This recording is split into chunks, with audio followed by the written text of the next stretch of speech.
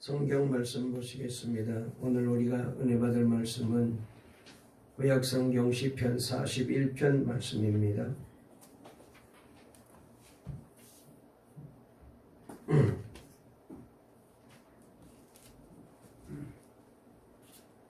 구약성경 제가 가리는 성경책으로 832페이지에 있는 말씀 시편 41편 1절 말씀부터 13절까지 우리 함께 말씀을 합독하도록 하겠습니다.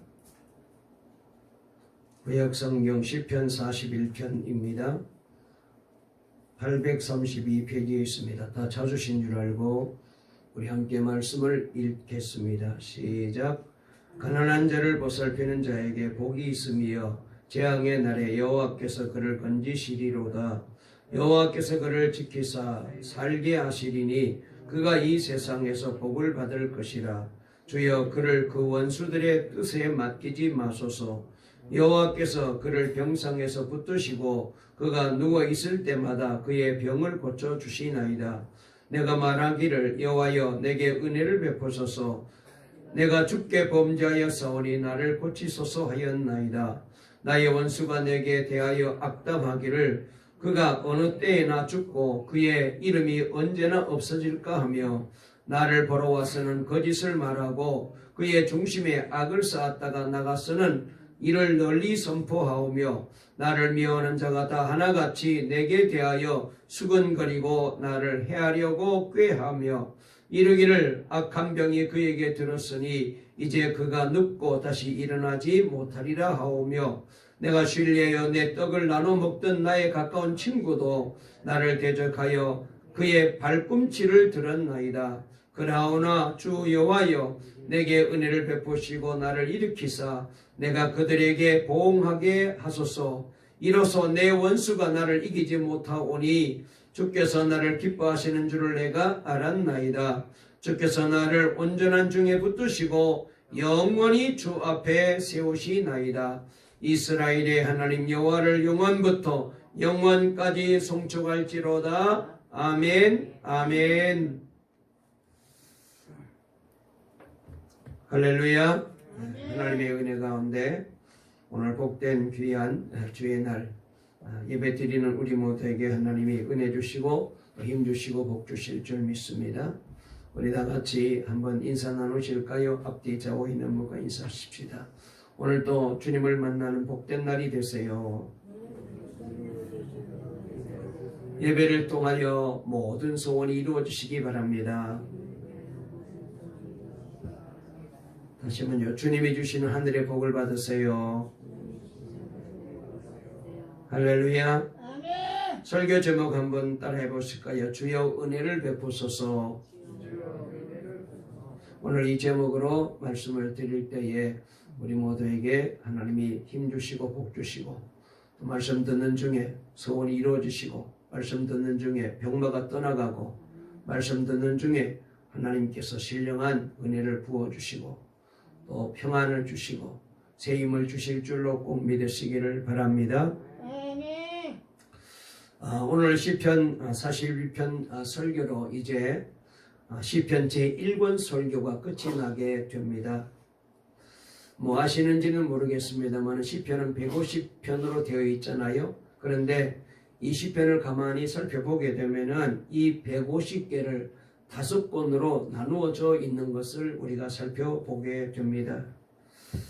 그래서 제1권이 시편 1편부터 41편까지이고 제2권이 42편부터 72편까지이고 제3권이 73편부터 89편까지이고 제4권은 90편부터 106편까지이고 그리고 제5권은 107편부터 마지막 150편까지로 되어 있는 것을 보게 됩니다. 그래서 아마 여러분들이 가지고 있는 성경 시편 42편 맨 위에 보면 제2권이라고 작은 글씨로 되어 있잖아요. 그래서 42편부터는 제2권에 해당한다 이렇게 말씀을 드릴 수가 있겠습니다.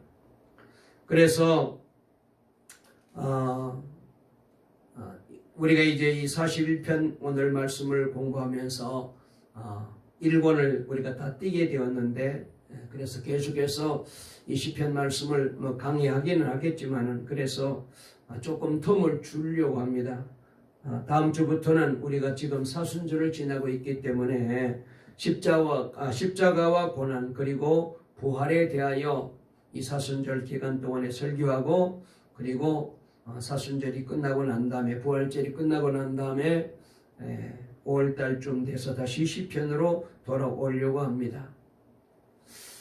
오늘 우리가 이제 말씀을 읽었습니다만 이 시편 41편을 보게 되면은 아마 이때 다윗의 몸이 많이 아픈 것 같았던 것을 우리가 알 수가 있습니다.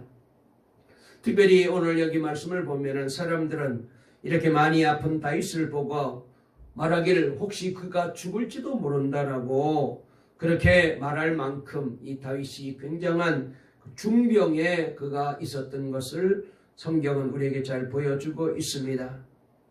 자, 이렇게 죽을지도 모르는 절망적인 질병을 가지고 있는 상황에서 다윗은 하나님의 은혜를 갈망하고 있는 것을 보게 됩니다. 그래서 4절 말씀에 그런 다윗의 간절한 모습이 잘 표현되고 있는데요.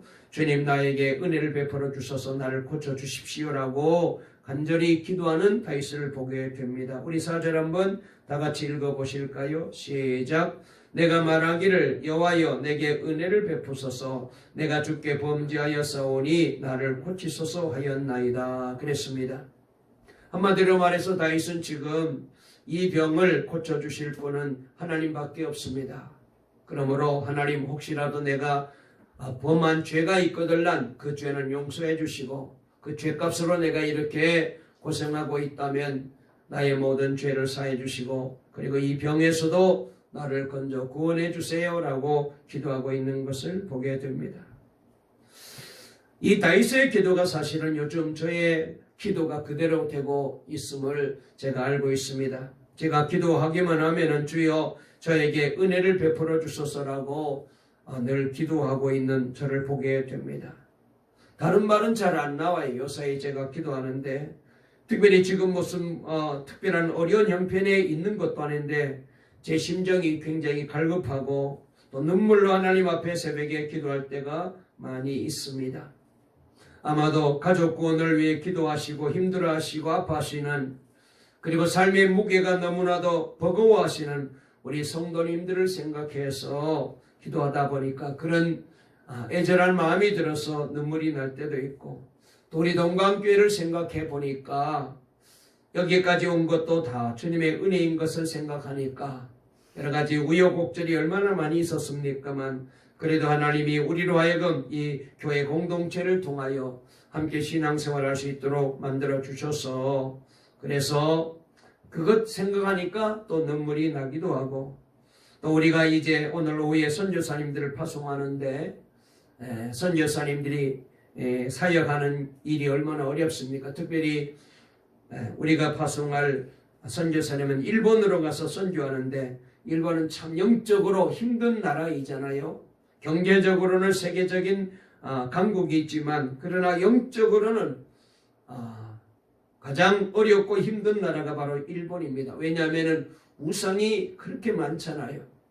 그래서 제가 이제 많은 나라를 가서 집회를 해보는데, 특별히 일본에 가서 집회를 하게 되면은 더 많이 기도가 되고 더 많이 준비가 되어요. 그만큼 영적인 도전이 많기 때문에, 그래서 그런 생각을 해보니까 눈물이 나기도 하고, 또 나라를 생각해서 또 기도할 때도 눈물이 납니다. 지금 여야가 완전히 극한 대립에 빠져가지고 서로 헐뜯고 비난하는 모습을 보면서 정말 이게 나란가 그런 생각이 들 정도로 어렵습니다. 거기다가 경제적인 어려움도 있고 살아가는데 여러 가지 힘든 일들이 얼마나 많습니까?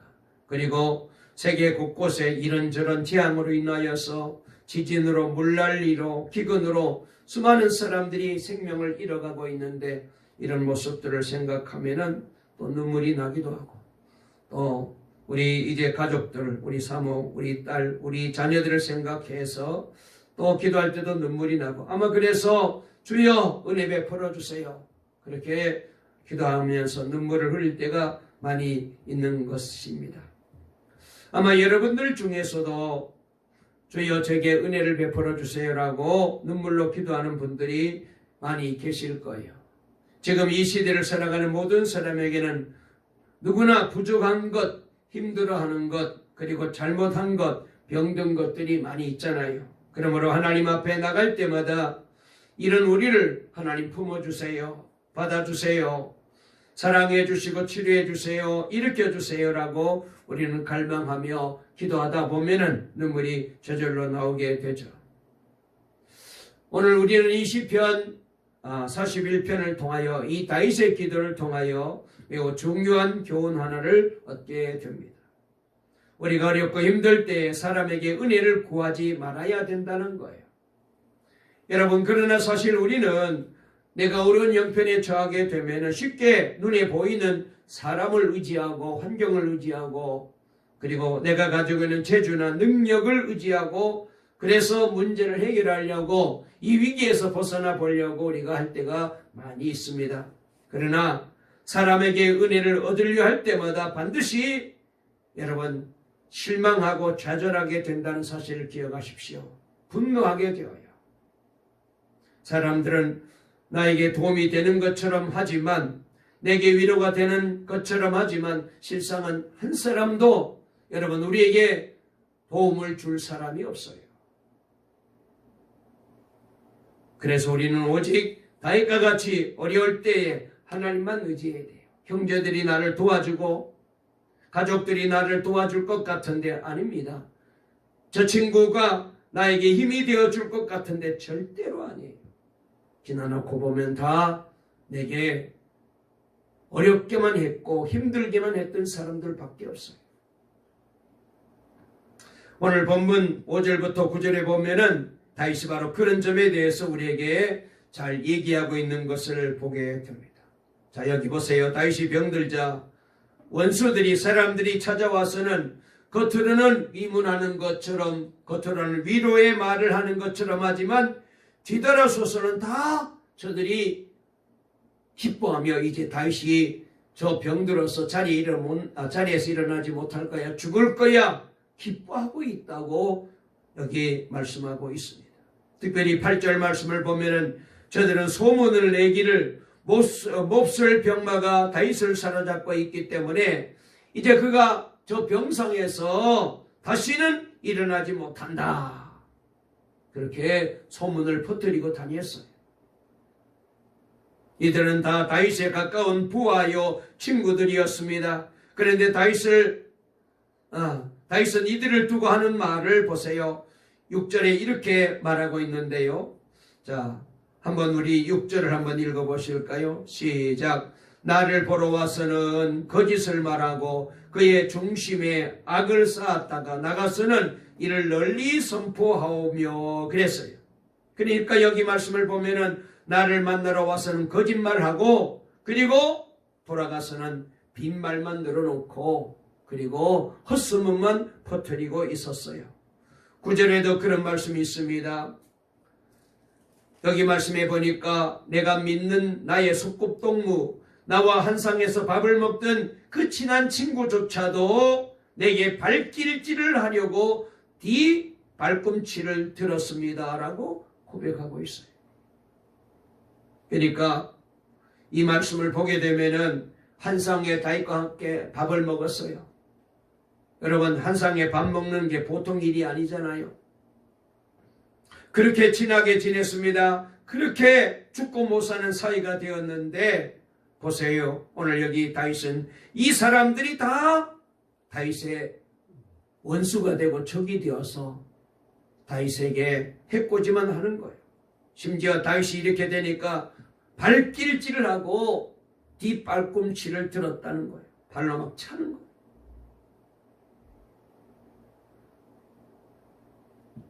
여러분, 그런데 이 사람들만 은혜롭지 못하고 이 사람들만 특별히 나쁜 게 아닙니다. 이 다윗의 주변에 있는 사람들만 이렇게 못된 사람들이 아닙니다.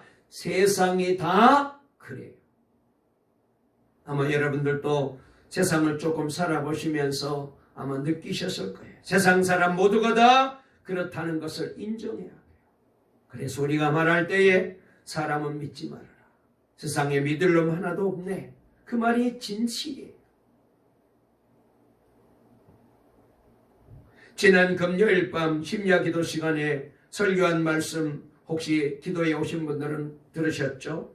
사람마다 일생을 살아가는 동안에 자신을 가장 힘들게 하고 어렵게 하는 장애물이 있습니다. 그런데 사람들은 보통 말하기를 문제가 생기면 흔히 남 탓을 합니다. 저는 부모님을 잘못 만났어요. 내 어린 시절에 좋은 기억은 하나도 없어요. 부모님 탓합니다.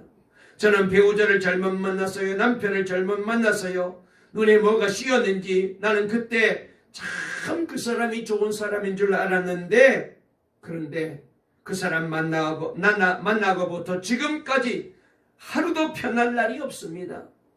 남편 탓하고 아내 탓해요. 내가 친구를 잘못 만나서 이렇게 됐습니다. 학교에서 내가 선생님 미움을 받아서 이런 꼴이 되었습니다. 내가 믿었던 동업자한테서 모든 것을 다 맡겼는데 그 놈이 다 가지고 도망갔습니다. 다 날려버렸습니다. 그 사람 때문에 내가 이런 꼴이 되었습니다. 우리가 남 탓을 많이 해요. 그러나 여러분, 실제로 여러분 인생에 있어서 가장 큰 장애물은 자기 자신이라는 사실을 잊으면 안 돼요. 상처를 녹진 자화상에 붙잡혀 사는 사람들이 우리 주변에 얼마나 많이 있습니까? 보면은 누구 때문에 그래요. 그래서 우리는 남 탓을 하기 전에 먼저 내 자신을 살펴봐야 돼요. 나의 죄와 나의 허물과 나의 연약한 모습과 나의 고집과 나의 교만과 내 속에 뒤틀려 있는 내 자신의 모습을 들여다봐야 돼요. 그리고 그보다 더 중요한 것은 우리가 어려움을 당할 때에 이때 눈을 들어 믿음의 주여 온전케 하시는 이인 예수님을 바라보아야 돼요. 히브리서 12장 2절에 믿음의 주여 또 온전케 하시는 이인 예수를 바라보자 그랬잖아요. 예수님을 바라볼 때에 모든 절망에서, 모든 고통에서, 모든 괴로움에서, 모든 질병에서, 모든 실패에서 우리가 벗어날 수 있어요. 주님 안에서만 기쁨과 평안을 누리고 살아갈 수 있습니다. 누구 때문에 라는 말을 하면 안 돼요. 우리는 하루를 살다 보면은 그냥 남 탓할 때가 수도 없이 많이 있잖아요. 정말 힘들고 어렵고 고통스러운 삶 가운데서도 주님을 바라보면서 감사하며 사는 사람이 신앙의 사람이에요. 그 누구는 과거 때문에 낙심하며 살아가는 그러한 옛사람의 모습을 이제 우리 다 벗어버리고 변화된 신앙의 사람으로 살아가는 우리 동강의 모든 성도들이 다 될 수 있기를 주의 이름으로 축원합니다. 고린도후서 5장 17절 말씀 잘 아시죠? 그런즉 누구든지 그리스도 안에 있으면 새로운 피조물이라 이전 것은 지나갔으니 보라 새 것이 되었도다. 우리는 새로운 피조물입니다. 하나님께서 예수를 믿게 되자 우리를 새롭게 창조해 주셨잖아요. 이전에 망가진 나의 모습은 이제 다 지나가 버렸어요. 사라져 버렸습니다. 그것은 나와 아무런 상관이 없어요. 그런데 자꾸 우리가 거기에 붙잡혀 있어요. 누구누구 때문에. 여러분, 과거의 상처가 나를 붙잡고 있는 한은 새 사람이 절대로 될 수 없어요. 과감하게 다 내던져 버려야 됩니다. 과거가 나를 변화시키는 것이 절대로 아니거든. 오늘 예수님 안에서 주님을 바라보고 믿는 믿음이 여러분을 변화시키고 여러분의 미래를 찬란한 미래로, 영광스러운 미래로 바꾸어 주시는 거거든. 오늘 이 시간 여러분 다시 한번 여기서 우리 모두가 벗어나서서 과감하게 용감하게 주님을 붙잡고 주님만 바라보시고 주님만 의지하고 새롭게 출발하는 복된 이 예배가 될 수 있기를 주의 이름으로 축원합니다. 할렐루야. 그래야 살아요. 그래야 하나님이 함께 하셔. 그래야 내 인생이 행복해지는 거예요. 그래서 다윗도 사람에게 은혜를 구하지 않고 하나님께 은혜를 구한 거예요. 인간적인 생각을 한다면 저놈들이 그러면서 그냥 어떻게 하든지 원수를 갚고 나를 그렇게 네가 욕하고 험담을 늘어놓고 없는 말까지 거짓말하며 퍼뜨리고 다니고 어디 한번 막말하고 정말로 저도 목사이지만 그럴 때가 있거든요. 그런데 다윗은 그렇지 않았어요. 주님 바라봤어요. 오늘 본문에서 다윗은 11번이나 주님을 언급하고 있습니다. 그렇습니다. 하나님에게만 은혜가 있다는 거잖아요. 하나님께만 내가 가지고 있는 이 모든 문제에 답이 있다는 거잖아요. 그래서 다윗이 병들었을 때 자신의 죄 때문에 이런 벌을 받는 것이 아닌가 하는 마음이 있어서 그는 자신의 죄를 고백하면서 하나님의 은혜를 구하게 된 것입니다. 사절에 보니까 내가 주님께 죄를 지었습니다 그랬어요. 다윗이 이렇게 기도하여 즉각 병을 고침받았는지는 모르겠지만 그러나 중요한 것은 은혜 받았다는 거예요. 병이 나았는지는 모르겠는데 하나님의 은혜가 다윗에게 임하게 된 거예요. 그러면 된 거예요. 지금 당장 병이 나아지고 지금 당장 문제가 해결되고 지금 당장 어려운 문제가 풀려지고 그게 중요한 게 아니라 은혜가 있느냐 은혜가 왔느냐 하는 거예요. 문제 아무리 해결되고 아무리 건강해져도 은혜 없으면 안 됩니다. 금세 또 힘들어요.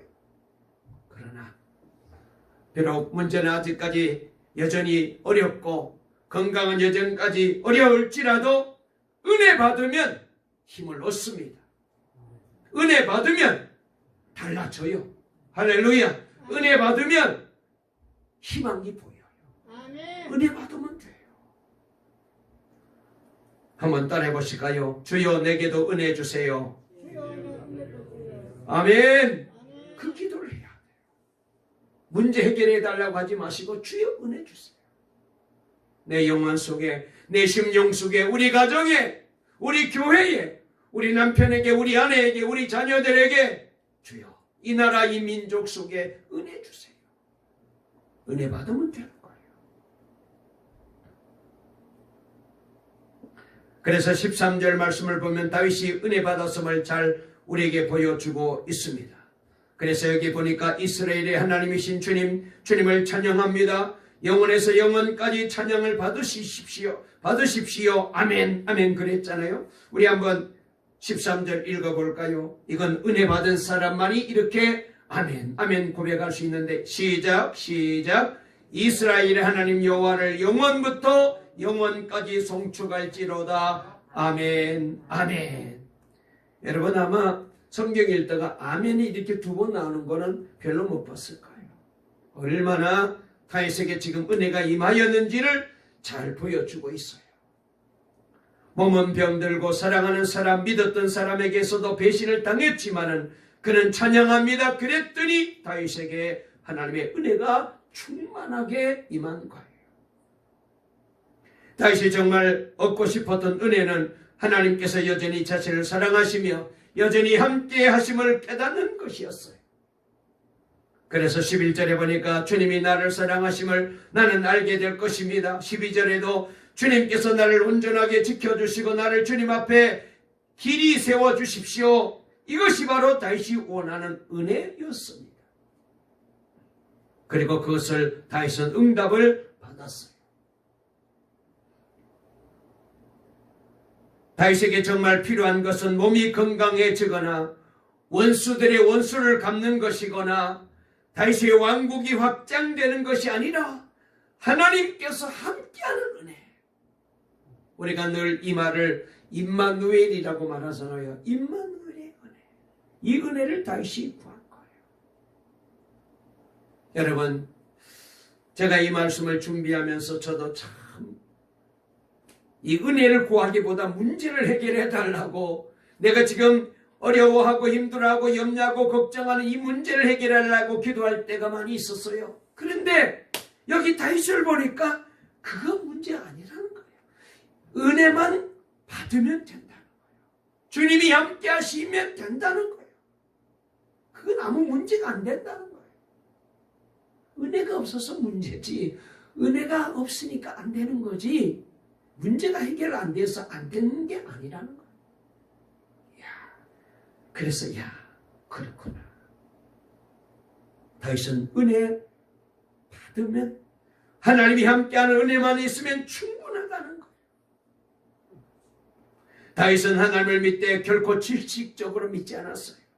다윗은 실제로 함께 해주신 하나님을 믿었습니다. 특별히 목동일 때, 들판에서 양떼들과 함께 있을 때 다윗은 하나님을 정말 친밀하게 알았고 사랑했어요. 여러분, 우리가 신앙생활하면서 예수님에 대한 바른 지식을 갖기 전에 예수님과의 바른 관계를 맺고 사는 것, 그리고 예수님을 만나고 체험하는 이 은혜가 예수님을 믿는 믿음의 시작입니다.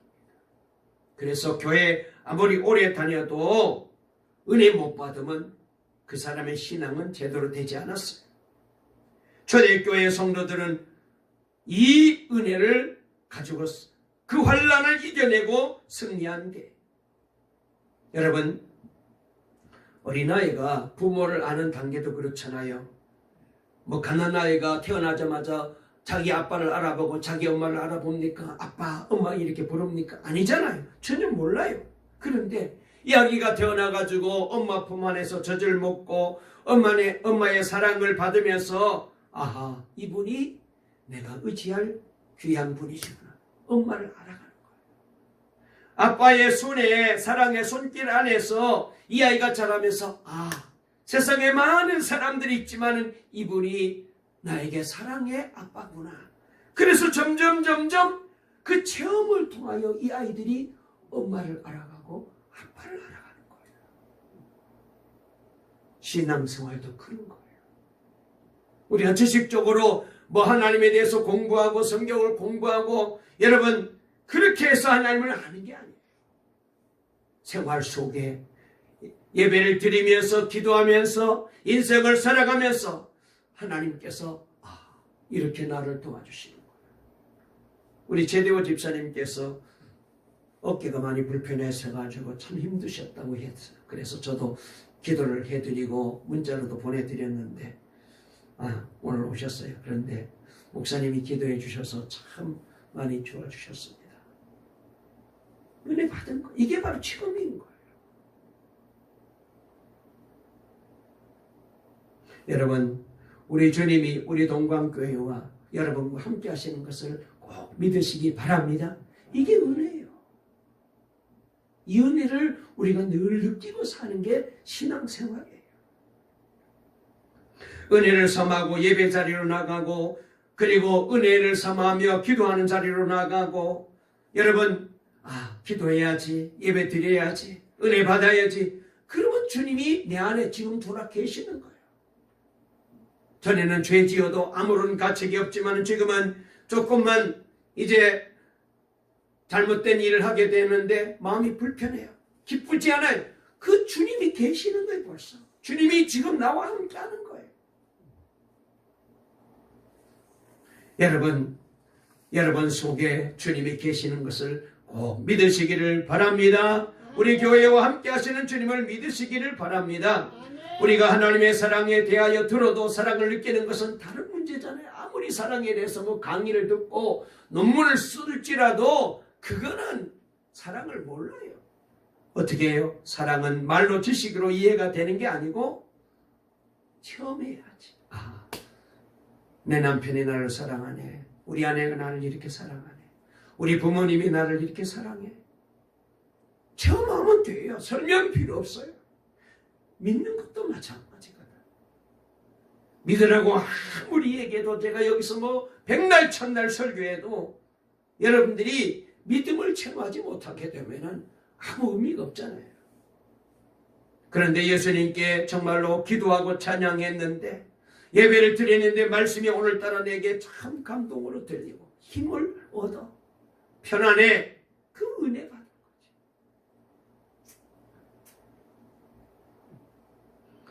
보세요. 우리가 집에 아이가 있고 어린아이들을 놔두고 잠깐 우리가 외출할 때가 있잖아요. 또 나이 드신 부모님을 집에서 우리가 모실 때에 있잖아요. 여러분, 그렇게 되면은 밖에 나가도 늘 관심은 우리 아이들 잘 있나, 부모님 식사는 했나, 늘 그렇게 관심을 갖게 되잖아요. 가령 예를 들어서 여러분들이 자녀를 군대에 보냈어요. 전에는 뭐 군대가 별일이 일어나도 아무런 나랑 상관이 없는데, 그런데 아이를 군대에 보내놓고 나면은 무슨 문제만 생겨도 아이고 우리 아들 괜찮나? 왜? 거기 관심이 있으니까 걱정하게 되는 거예요.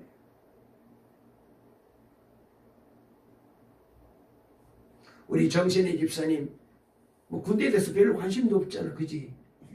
근데 이제 우리 하람이 아이들이 군대 가봐, 군자 얘기만 나와도 우리 아들 괜찮나? 그게 바로 사람의 관심이에요.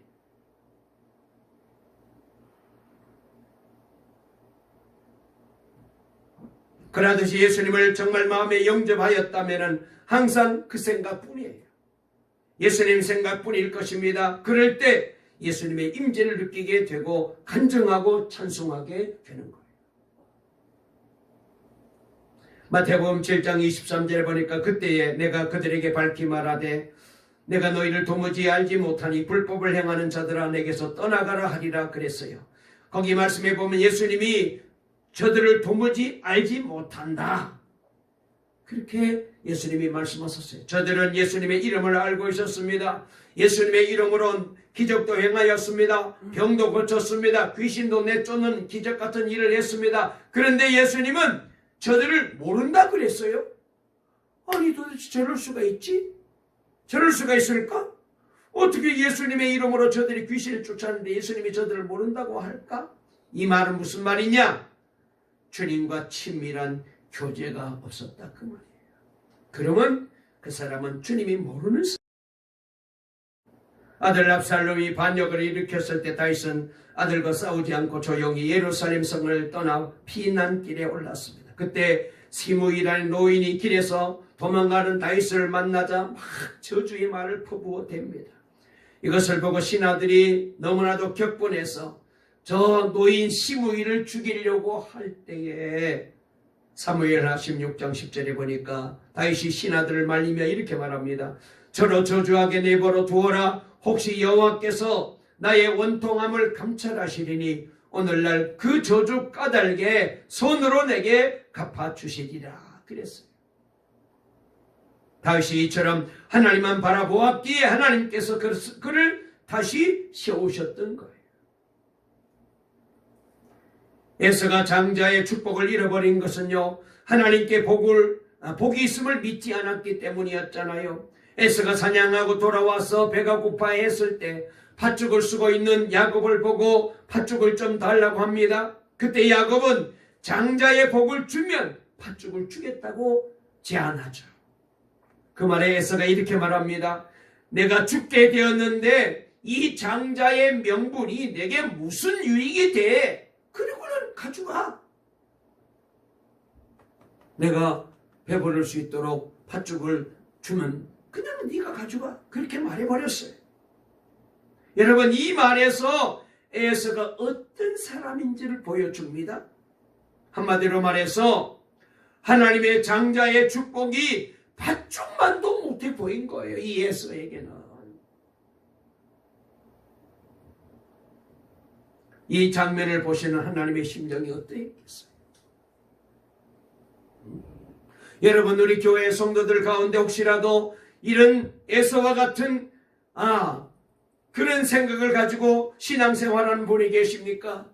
예배가 말이죠, 세상 친구 만나는 것보다 더 못하고, 교회에 나오는 시간이 어디 시장에 장 보러 가는 것보다 더 못하다고 생각해서 여러분 그런 데만 쫓아다니시고 예배를 소홀히 여긴다면 우리도 어쩌면 에서의 뒤를 따라가고 있는 거예요.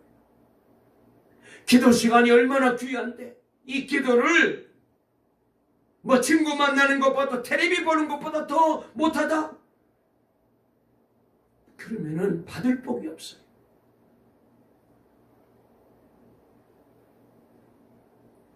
여러분, 우리가 이제 예배 마지막에 축도가 있잖아요. 축도가 끝나 예배가 끝나는데 어떤 분들은 솔직히 이 축도를 들어도 그만, 안 들어도 그만이라고 얘기하는 분들이 계실 거예요.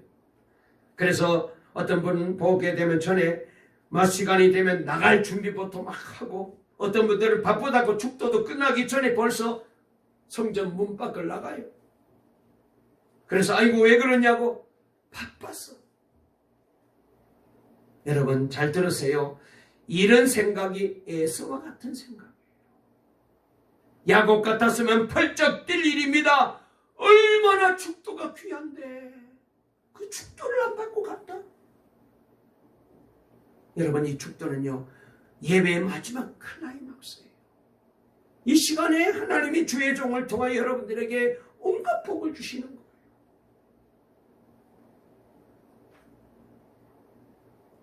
여러분, 우리가 하나님께 은혜를 알게 되면 다른 사람에게도 은혜를 우리가 전하는 사람이 됩니다.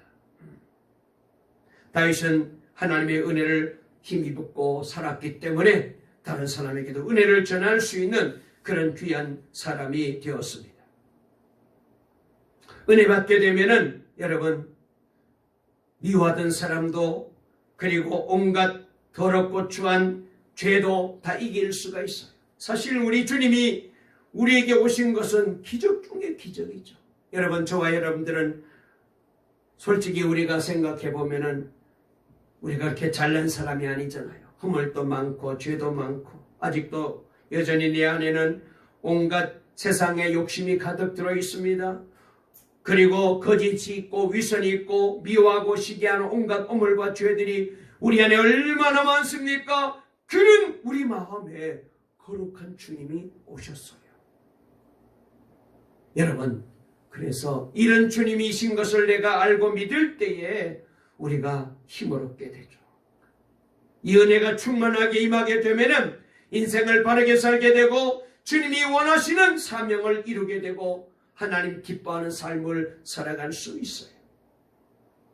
성경 이사야 6장 8절에 보면은 이사야가 하나님을 체험하고 나서는 하나님께서 내가 누구를 보낼 거라고 물으실 때에 그가 대답하기를 주여 내가 여기 있사오니 나를 보내소서라고 화답합니다.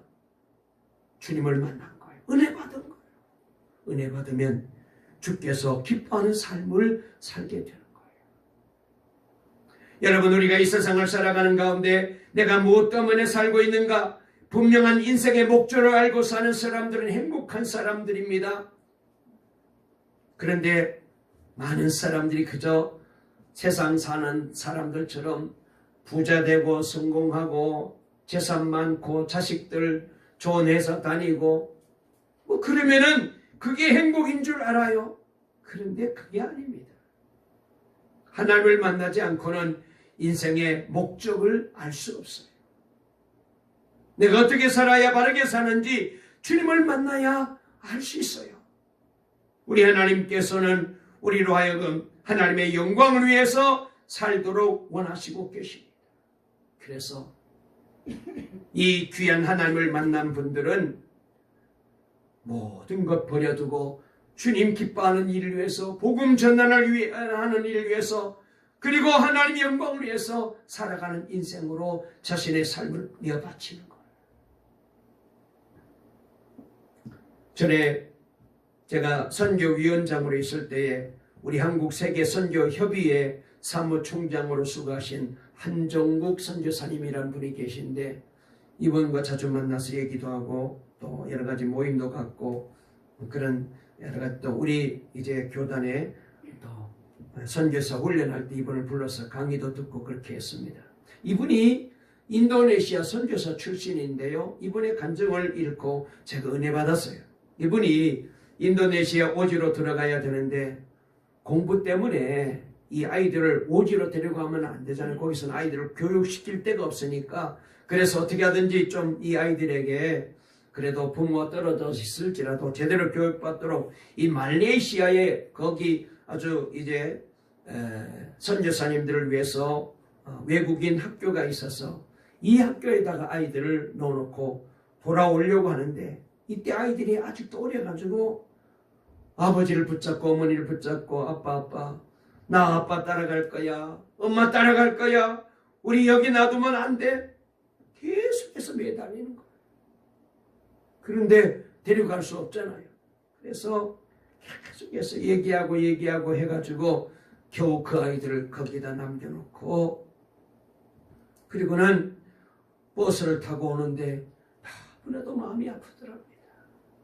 그러면서 하나님 앞에 기도했다. 하나님, 주님, 선교를 꼭 이렇게 해야 됩니까?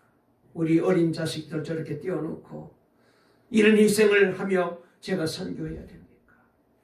그때 하나님의 음성이 들려오더래요. 뭐라고 말씀하시냐면, 정우가 나에게도 너처럼 아들이 하나 있었단다.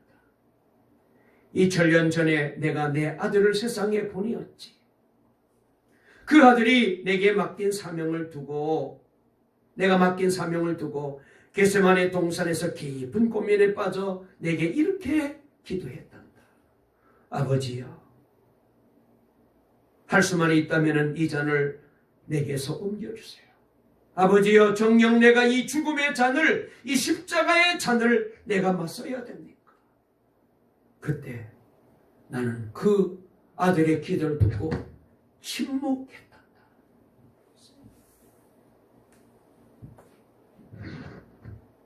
그러면서 내 아들이 내게 죽음의 잔을 옮겨달라고 애원했을 때 나는 침묵할 수밖에 없었다.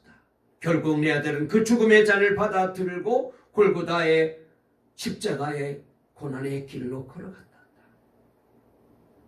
그런데 그렇게 내 아들을 환호하던 백성들이 종려나무를 흔들던 그 손으로 내 아들을 내리쳤단다. 내 아들에게 가시멜류관을 씌우고 조롱하고 침을 뱉었단다. 내 아들은 그렇게 모든 사람에게 버림을 받고 십자가에서 죽음을 맞았단다.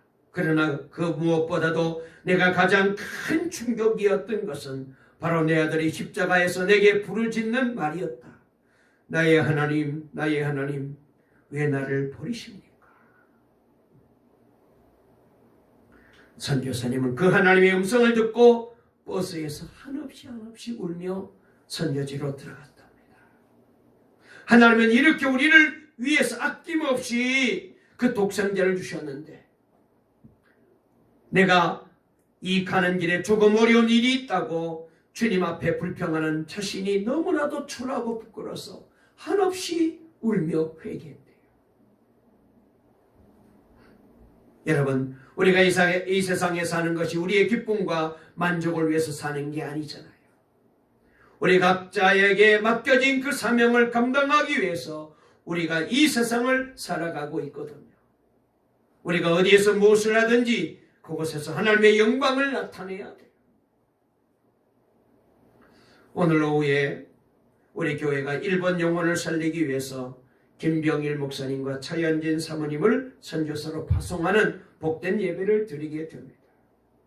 그래서 제가 우리 교회 선교 역사를 한번 그 교회 수첩에 나와 있는 내용들을 한번 쭉 살펴보았더니 1996년 11월에 충주의 동광교회 지교회를 설립하게 되었어요. 우리가 그 건물을 우리 교회에서 매입해서 이상종 목사님을 그 교회에 담임 목사로 파송했죠.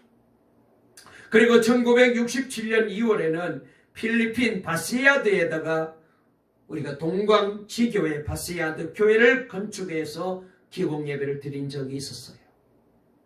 필리핀에다가 우리가 교회를 세웠죠.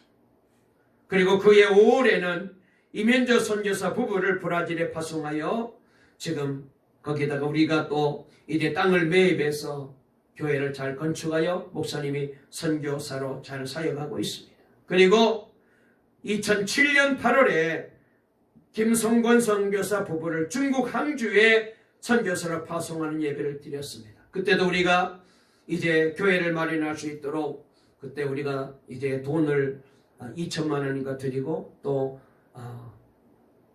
베스타 비슷한 이래 스타렉스 비슷한 차를 사라고 그때 1,000만 원인가 해서 그래서 우리가 거기다가 목사님 파송해서 교회를 세워서 사역을 하시다가 목사님 이제 한국에 들어오셨습니다. 그러고 난 다음에 우리가 선교사 파송한 일이 없었어요. 우리가 협력하는 일을 계속하고 제가 또 선교위원장이었기 때문에 그 일을 계속했는데, 그러다가 오늘 드디어 17년 만에 우리 교회가 일본에 선교사를 파송하는 예배를 드리게 되었습니다. 여러분, 우리가 세상에 성공하고 잘되고 사람들에게 칭찬받는 것, 그것이 전부가 아니잖아요. 그것을 통하여 하나님의 영광이 나타나야 됩니다. 그러므로 선교사를 파송하고 물질로 후원하는 이 일은 우리가 주님의 명령에 순종하는 일이고요, 하나님이 가장 기뻐하시는 일이고요, 그리고 우리 교회와 우리 성도들의 가정이, 우리 성도들의 사업이, 우리 성도들의 자녀들이 이 땅에서 잘되고 복받는 가장 귀한 일이에요. 그래서 혹시라도 시간이 어떻게 되는지 모르겠지만 오늘 오후에 꼭 이 파송 예배 참석해 주세요. 예배 시간에 우리 교우들에게 또 이제 선서하는 그런 이제 시간이 있는데, 그때 좀 더 많이 계셔야지. 몇 분만 서 계시면 얼마나 초라합니까? 꼭 오셔야 돼요. 오늘 영상으로 지금 혹시 예배 드리는 분 중에 오전에 못 오셨으면 오후에 선교사 파송 예배 점심 드시고 얼른 오세요. 3시입니다. 자리를 좀 꼭 채워주세요. 제가 이렇게 계속해서 광고를 드렸는데 여러분 꼭 한번 순종해 주시기 바랍니다. 말씀을 마치려고 합니다. 우리가 즐겨 부르는 찬양 가운데 사명이라는 찬양이 있어요. 이 찬양을 작곡한 분이 이권희 집사님이신데, 이분이 우연한 기회에 아프리카 선교 동영상을 보게 되었답니다. 거기 보면 아이들의 입에 파리떼들이 새카맣게 붙어있는 그런 사진들이 많잖아요. 그런 영상들이 많잖아요. 이 파리떼를 떼어낼 힘도 없이 그냥 쭉 처져 앉아있는 이 굶주림에 지쳐있는 이 아이들을 보고 얼마나 불쌍한지 본인이 그곳에 달려가 파리떼를 다 떼어내주고 물도 좀 마시게 해주고 싶다, 그런 마음이 들었대요. 그때 갑자기 기도하게 되었는데 그 기도 가운데 놀라운 체험을 합니다. 이번이 이렇게 간증합니다. 순간 제 몸이 뜨거워지면서 기도를 드렸는데 환상을 보게 됐어요. 하늘이 눈부시게 확 빛나고 거기에 봤더니 흰 옷을 입은 아버지가 자신을 모르는 채 죽어가는 이 땅의 수많은 백성들을 보면서 가슴 아파하셨습니다. 독생자 예수님께서 하나님 아버지에게 간곡히 부탁하셨지요. 험한 산도 괜찮고 바다 끝도 괜찮으니 나를 보내달라고요. 아버지 하나님과 아들 예수님은 환상을 한참을 끌어안고 울으셨습니다. 그래서 이분이 이 모습을 보고 너무 감격해가지고, 그래서 이분이 원래 대학에서 작곡을 전공하신 분이었기 때문에 떠오르는 그 이제 악보에 옮겨 적었는데, 그것이 바로 우리가 부르게 되는 찬송 사명이라는 찬송입니다. 주님이 홀로 가신 그 길 나도 따라가오. 모든 물과 피를 흘리신 그 길을 나도 가오. 험한 산도 나는 괜찮소. 바다 끝이라도 나는 괜찮소. 죽어가는 저들을 위해 나를 버리길 바라오. 아버지 나를 보내주어 나는 달려가겠소. 목숨도 아끼지 않겠소. 나를 보내주어. 그런 찬양입니다. 시간이 없어서 함께 불렀으면 좋겠는데 나중에 부르죠. 여러분, 신앙은 체험이에요. 주님을 만나야 돼요. 은혜 받아야 돼요. 아무리 교회에 오래 왔다 갔다 해도 주님을 만난 이 체험이 없으면 문제가 다가올 때에, 시험이 다가올 때에 그만 어려움에 빠지게 되고 시험 들고 넘어지게 되고 나중에는 교회조차 나오니 안 나오니 그런 지경이 되는 거예요. 그러므로 저와 여러분도 내게 주신 이 모든 것 가지고 하나님의 영광을 위해서 일생 나의 삶을 드리며 사명자로 살아갈 수 있기를 바랍니다. 오늘 우리는 선교사님, 그분은 가는 선교사님이고 우리는 보내는 선교사예요. 다 선교사입니다. 은혜 받으면 이렇게 살게 됩니다. 목숨까지도 바쳐도 기쁘게 바치죠. 우리 동방의 모든 성도님들 다윗과 같이 은혜 받으시고 주님을 날마다 체험하시고 이 감격을 가지고 남은 인생 주님과 늘 친밀하게 교제하며 하늘의 복을 누리며 살아가는 귀한 복된 성도들 다 될 수 있기를 간절히 주의 이름으로 축원합니다. 축원합니다. 살아계신 하나님 아버지 감사합니다. 오늘도 저희들을 사랑해 주셔서 이렇게 복된 귀한 주의 날에 주님 앞에 나와 예배할 수 있도록 은혜 주시니 감사합니다. 아버지여, 은혜 받으면 됩니다. 주님을 만나는 체험이 있으면 됩니다. 신앙생활은 머리로 하는 것이 아니고 주님을 만나는 힘으로 믿음으로 하는 일입니다. 아버지 하나님, 우리 동강의 모든 성도들 꼭 주님을 만나는 체험을 갖게 도와주시고 이 체험 가지고 열심히 신앙생활 잘하고 주님과 친밀하게 교제하며 모든 어려움도 시험도 환난도 이겨내고 하나님이 주시는 복을 누리며 살아가는 동강의 성도들 다 되게 도와주시옵되 목숨까지도 주를 위해서 드리며 감사하며 행복하는 이 복된 신앙의 사명자들이 우리 교회가 되게 해 주시옵소서. 예수님의 이름으로 간절히 기도 올리옵나이다. 아멘.